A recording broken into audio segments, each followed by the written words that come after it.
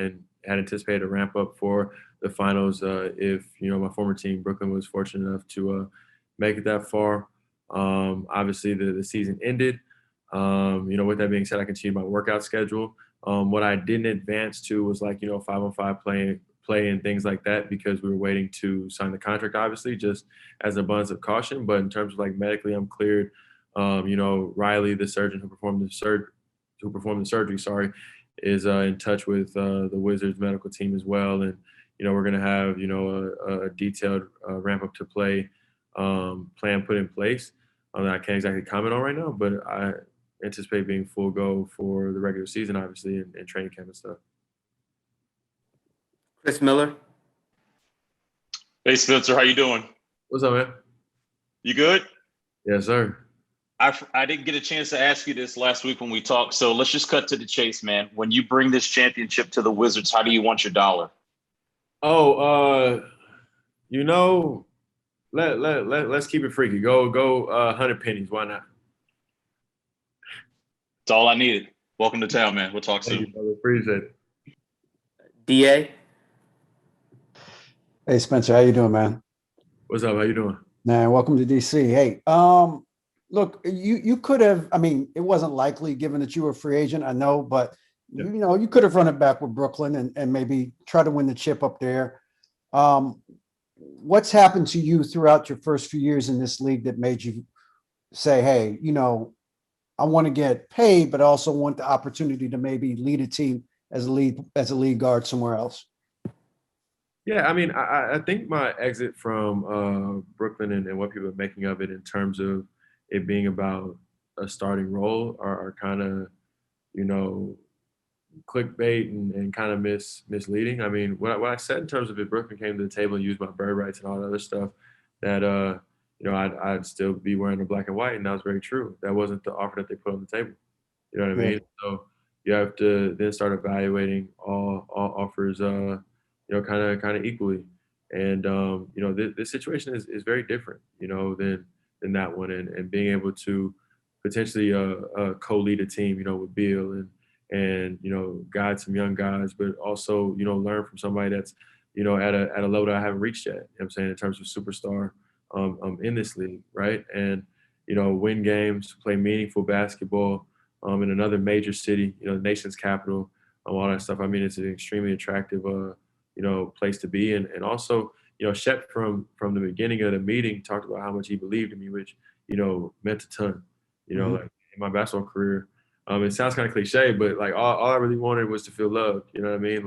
I bounced around and had, hardships here and there and everywhere. And, all you want to do is feel a little bit of love and go out there and put it all on the line for the people that support you. Hey, and just to follow up real quick, I'm sure you were monitoring the Westbrook thing. When you look at the guys that they brought in from LA, all of you guys are in that same kind of 26 to 28-year-old range. How much of that did that factor into? I think it's great. You know what I mean? And then, I'm actually familiar with Pope. He was one of my vets. I was a rookie on that Detroit Pistons team when he was there, ironically. And Kuzma, obviously, his first year, he put up, 17 points a game or something like that. So he can score. And then obviously Trez, sixth man of the year. So sometimes it's all about fit, and I think that's something and a piece of the journey that I can definitely speak to because, I've been everywhere from, 15th man, two-way cut, all the way up to, just around all-star level, right? Only level I haven't reached a superstar. So, a lot of times it comes down to just you got the ball in your hands or, this coach believes in you or the situation, somebody got hurt or whatever it may be. We have a lot of talent in this locker room.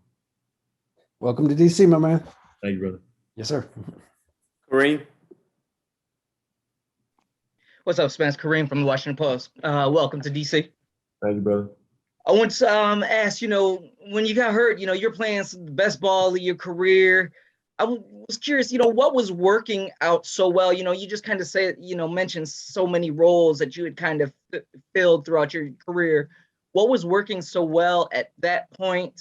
And, you go through the injury. Do you feel like you'll be able to get back there quickly just because, it sounds like you're fully healthy and all that kind of stuff. So I'm just curious about how you're feeling and how you get back to that point of, balling the way you were at that point.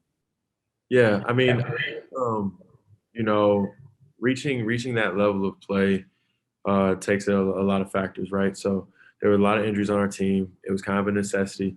I think my play style and the reason it's been so adaptable and so fluid is because like really my only objective on the floor is to win, right? Like when I get out there, every decision I make is with that in mind. And it doesn't mean that every decision is perfect. You know what I'm saying? Sometimes I shoot when I should have passed, and sometimes I pass when I should have shot, and sometimes I get turnovers and all that other stuff. But I genuinely believe in my heart, like the decision I make, I was trying to do the right thing, right?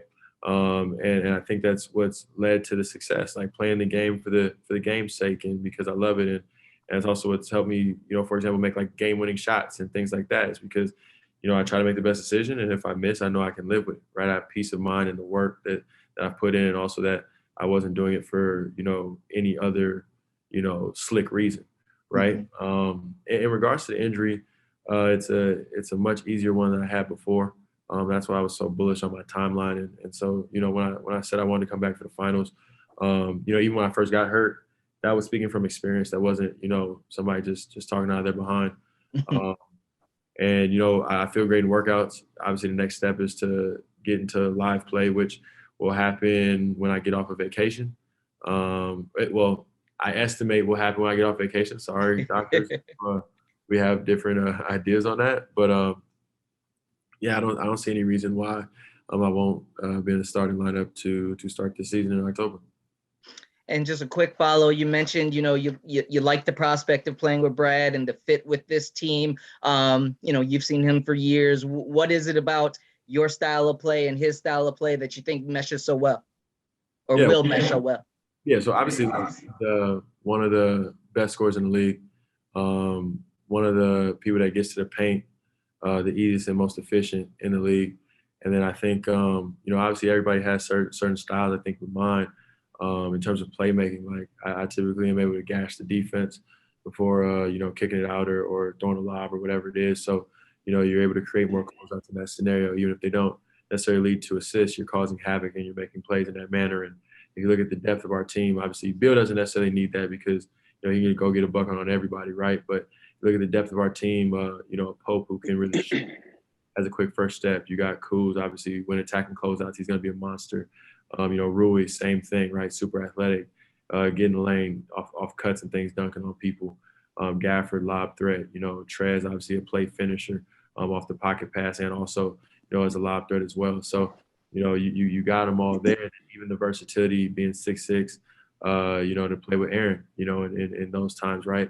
Kind of having three people that can really handle the ball at one time, being able to play off the ball. Obviously, Aaron, is a very good player in his own right as well. I think he's one of the best backup point guards in the league. I didn't tell him this prior, obviously, because I was playing against him, but, I hate it when he guards me. So, I'm happy he's on my team now. It's perfect. Appreciate you. Fred. Hey, Spencer, welcome to DC. Sorry for the background hotel music here. No, I'm just curious regarding, like, you're a point guard, which means that you are so responsible for so much of the offense. And now you have a whole group of new teammates who have particular ways they like to receive the ball on jump shots or where they like the ball on lobs, all that kind of stuff. What's your process of learning an entire roster of new players and kind of learning the nuances of their game from that aspect? I think the process actually has to start with our new coach, Mr. Unseld Jr. If I was familiar with his style and like playbook and other stuff, like let's say he was, like a Spoelstra or something, so I knew his actions from just playing the Heat a lot, right? That would be one thing, right, where you can already kind of like spitball what's going to happen. But obviously with him being a new coach, it's about getting on the same page with him, hopefully so that I can convey his messages onto the floor and obviously and things like that.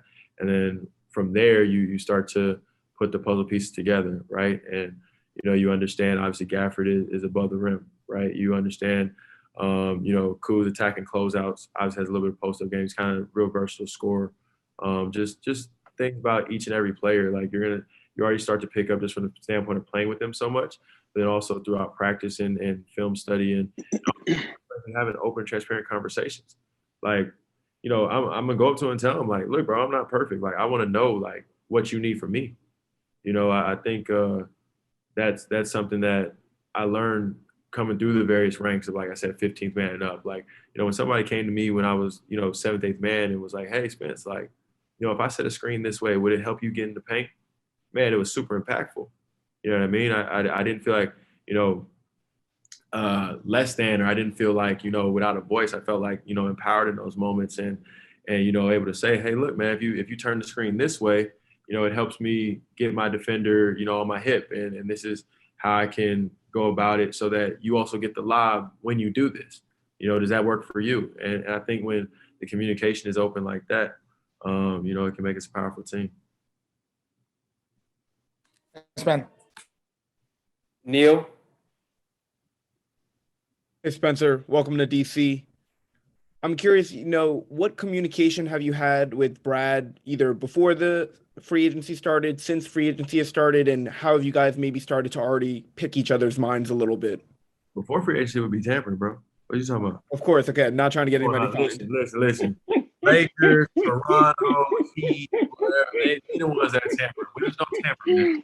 Don't do that. Understood. Nah.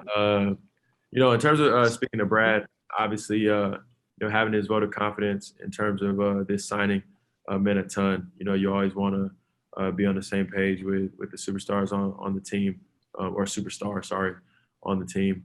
And for the most part, his thing has been about, coming in, playing basketball the right way, like leading the group, all the stuff. I don't think he is going to really experience any on-court friction for me. Like, we know what it is. Like, obviously he can score on a variety of ways and do some special things out there. And it's my job to, get out the way when I need to get out the way and try to help enhance when I can enhance. And then, at the times when he's off the floor, making sure that the ship still rides right and that there's no fall off. So, I think putting it simply like that, just staying aggressive in those three facets bodes well for our roster.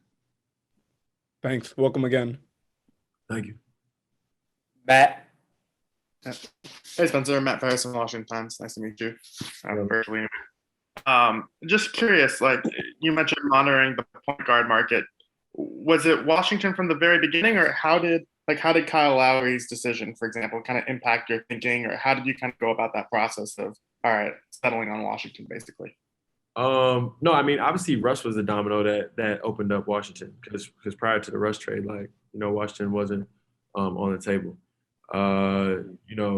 Obviously going back to throughout the season, end of season, stuff like that, when they're kind of starting to dole out the point guard rankings, right? We knew Kyle Lowry was probably the first domino, right? With the way CP was playing with the Suns and Conley with the Jazz, both All-Stars and all the other stuff, finals, et cetera, you figured they would probably go back to their team. Now, there could have been curveballs, but that's what, the money would have been on. So you're really just saying, like, all right, in the unrestricted free agent market or point guard market, who's going where and who's getting paid what and who are the teams that need point guards. And so that's just kind of how you look at it. And to me, I felt like I should be the second one off the board. Understanding Kyle's won a championship, obviously he was going to command a near max contract, et cetera. That's genuinely how I felt. And, what I spoke about during that free agency period. I think it shook out that obviously I was third because Lonzo went to Chicago. But, overall with the Russ deal, opening up obviously Washington and having a rapport, like I said, with Beal and Shep really believing in me, it made it a perfect fit. And I noticed you tweeted just Hagrid, the Harry Potter reference. I'm just curious, are you a Harry Potter guy? Yeah, I actually read the books when I was young. So, yeah, I'm a Harry Potter guy. And I just thought it was super fitting. It was actually one of my friends that sent it to me. So I can't take full credit for it. But, when the rumors started coming out, they had said in a joking manner, like, hey, you should post this if you choose to go to Wizards. I was like, yeah, okay. Like, all right. Like, I didn't really think much about it, obviously, when the rumors first started, because that's, week, 2 weeks before, whatever it is, like, it's rumors. but once it really started coming down to it, and obviously everything was coming to fruition, I had that mental note in my head, so I pulled it out of text. Thank you. Hey, Ben Standing, are you driving and watching this press conference at the same time? Just make sure everybody's safe at this point. I'm literally not driving. I'm standing in a parking lot on the road, so I took a shot. Spencer, Ben Standing with The Athletic. Nice to meet you. Just out of curiosity, you talked about obviously joining with Brad and the attractiveness that comes with that. Player movement in this league is pretty common and if not rampant in some spot, and for better or for worse, Brad is often mentioned in various trade rumors. How did you navigate that, if at all, when you were making your own decision about your future as to what the future here could be beyond, with Brad's situation? Yeah, well, I mean, obviously I spoke to him, and obviously he's his own man, and his decisions are his own. So I can't talk about, his plans or what he's going to do. I mean, I think that we have a chance to have and if that's not what comes to fruition, then it's not. But I think, right now we're both willing to kind of take a little bit of a bet on each other and try to do something special. So, all we can kind of focus on is the now. And, if plans change, then they change. But, we're here now and have a really special chance. Thank you. Alex? Hey, Spencer, welcome to DC. Nice to meet you. Recent history for the Wizards, you look at the point guard position, it's been such a big part of this team with Russ and with John Wall, before that, even going back to Gilbert Arenas, and each of them seems to have made such a big mark on the franchise and the area. What kind of mark are you hoping to make here in DC? I mean, I'm not Gilbert, John, or Russ. Yeah, those are all dudes with very interesting personalities. I mean, you got some of the best players. Obviously Russ, one of the best players to ever play in terms of the triple doubles. You got Gilbert, one of the best scorers of all time. You got John, who had an extended run where you could argue he was the best point guard in the league. And so you gotta always respect the accomplishments of what people have done. I think I'll be the first point guard in DC history to possibly lobby senators about Bitcoin. We can go with that. But in all seriousness, I think just my style of play is very different from them. Like I said, I respect everything that they did. But what I want to be known for is winning. And that's what I hope to bring to the franchise. Like at the end of the day, just whatever it kind of takes. So I think my career kind of shows that. Thank you. No problem. Quentin? Welcome to DC, Spencer. Hey, listen, first off, I'm going to ask you a question. Where you get all your information from? Because you was tweeting out news about my stuff before I knew it. How'd that work? Hey, I'll tell you after this. I'll Okay. tell you after this. That's tampering if I tell you in front of all these people. Got it. I hear it. Welcome to DC, first and foremost. Real quick question for you. I talked to your trainer, Olin, who is not my source, by the way. But he was telling me all about how you're the most underrated player in the NBA. Does that kind of go into how you play your game, and especially how you're looking at this upcoming season, and kind of tying that into the fact that, you felt like you should have been the second point guard off the board and you weren't? Because can you kind of maybe talk about the chip on your shoulder league-wide? Oh, I mean, that's been there. But that started way before the NBA, man. Like, I felt I should have been, more respected in high school. I felt like I should have been recruited higher in college. I felt like, consistently. Like, that's just kind of been who I am, but also what's got me here, right? Like, if I was a complacent person, then when you get cut and people think you're going to China, do you just take the bag and go to China, or do you still want more for yourself? And are you willing to stick through the D League and some of those punches and the long bus rides and all that other stuff? So some of that has made me who I am, right? And I can get on here and I can bring up stats about how I'm underrated and all that other stuff, but it doesn't really serve much of a purpose. Like, I'm here now. I think we have an amazing chance to win, and if I'm able to play at the level that I can play at, similar to the 1920 season, and hopefully beyond, and I can complement Brad in the way that I believe that I can, then we can be an extremely powerful team in the Eastern Conference, and go out there and compete with everybody on a nightly basis. you know, make DC family proud. And what would you say was your, like, the biggest thing you had to work on this offseason, other than, of course, your health? Like, what about your game that you've tried to really bring to another level? Oh, my game. I think obviously, you know, this is low hanging fruit. When you look at 3-point shooting, my catch shoot numbers are solid. My off the dribble numbers aren't very good. But with obviously working on health and understanding kind of the barriers to movement patterns and things is, you know, you have to wait X amount of times you can cut, and X amount of times you can run, and all the other stuff. You end up shooting a lot of spot shots. So I hope to continue to improve that, be even better in that area, because, you know, we have another very powerful, you know, havoc creator on the floor, obviously, and I could be the beneficiary of some of that action. And if I can spot up and shoot the ball well, it's a really great dynamic for our roster. Appreciate you, Spence. We'll talk soon. Let's do it. We'll take the last question from Karita. Hi, Spencer. How are you? You briefly mentioned Daniel Gafford earlier, as well as Rui. I'm curious, can you go into a little bit more detail about how you see yourself meshing with them and just being the younger guys on the roster, and also what intrigues you about what you've seen from them? So little known fact, uncle who I worked out with since I was like about 10, 12, also does like pre-draft stuff like that for Washington. So he was training Rui, and so I'm kind of familiar with Rui and his game, and being kind of, you know, forward and a bigger slasher and able to kind of get in the paint, be the beneficiary, cutting and things like that. You know, so I'm looking forward to that. And just being able to obviously offer the experience that I have, and hopefully they can take from it what helps them, and discard what doesn't help, right? With Gafford, obviously I know, you know, live body, live threat.